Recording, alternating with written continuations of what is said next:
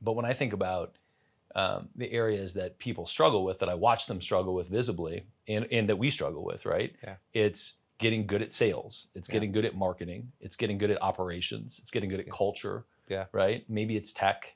Yeah. And then, of course, like the downstream is getting good at wealth building. Yeah. Like not pissing it away after you make Yeah. it, right? And how do you Yeah. keep what you make? So I want to talk about sales a little bit because I think you're fucking good at it. Yeah. Yeah. It's now that I've got on top of it, sometimes it's just a little too simple.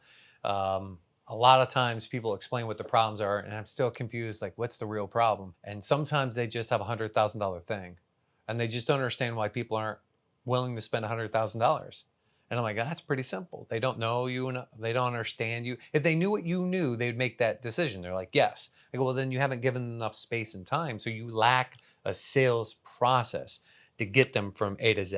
Mm-hmm. So you just have a journey to take them on. So learn how to tell an artful story riddled with great market data that positions you as an expert. And along the way, they'll go logically to make that decision. It's a journey through the brain.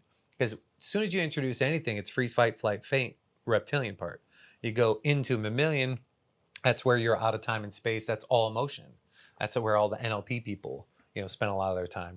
And then you go to the neofrontal cortex, the most recent developed part of the brain, and that's where you have, high level thought. You're like, wow, I didn't know that. And anytime you introduce that to the frontal lobe, your brain's now saying, I now need to make a new decision.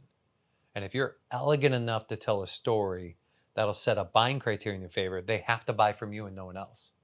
And so if you just can understand some of those, what are unique selling propositions, how you can educate them around it, people logically want to then start making new decisions head in your direction. But they're still probably asking for a $100,000 ticket. And I'm like, why don't you do something ascension-wise? Just sell something a lot less expensive that'll give you that time and space. What if you just sell them a small education? Just so you can have time with them so they can go, wow, now I know, I understand this. I'm ready to spend $100,000 on your widget. Or they just hire people that don't have skill. It's all those things we talked about, telling stories. That's a skill. Sales, people. I tie it down to two things. I try to make it simple for people.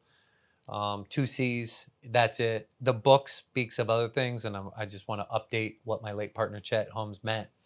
He says ego, but you know this. Do you really want a team of egomaniacs? No. No. That culture is not going to last. I definitely don't. So if we shoulda, coulda, woulda, I'd erase ego and I'd replace it with confidence. Because if they don't have enough confidence in themselves to sell themselves, they're never going to sell a product or service because they lack that confidence. I mean, that's often the dictator between any negotiation. The one with the most certainty is going to win. So find people are already certain. They bring the certainty to the party called sales. And so find people already have that. And first and foremost, above certainty, I would put compassion. Someone genuinely cares. Because if you care enough, you go the extra mile. Mm-hmm. And right now, more than ever, we need people that are willing to go the extra mile. And so that's how that's played out. I ask people to, if they want to recruit sales talent, they're like, I've tried, but I hire them and they promise me the moon and the stars. And well, they're new, so I give them 2 months. And they're new, so I give them 3 months. And next, 4 or 5 months, you're like, should we let them go? And by 6 months, you're in like, how much in for that base salary? And how much? And they haven't gotten anything to the table. And you finally let them go and you go, we should have done it sooner.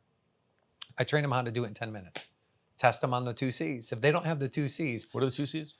Compassion and confidence. If they don't score freakishly high as a compassionate human being and high in confidence, you're asking a pig to fly. Just stop asking pigs to fly. Don't ask a zebra to change its stripes.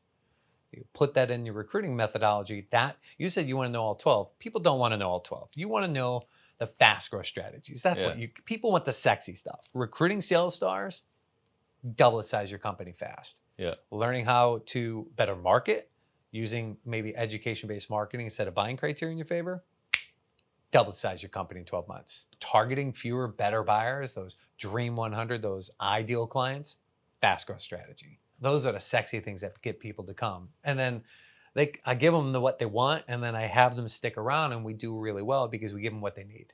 How do you better manage your time? How do you create the culture you want? How do you keep that money so you're not just wasting it? All those things you mentioned, there's what you want, what you need. You just got to give them both.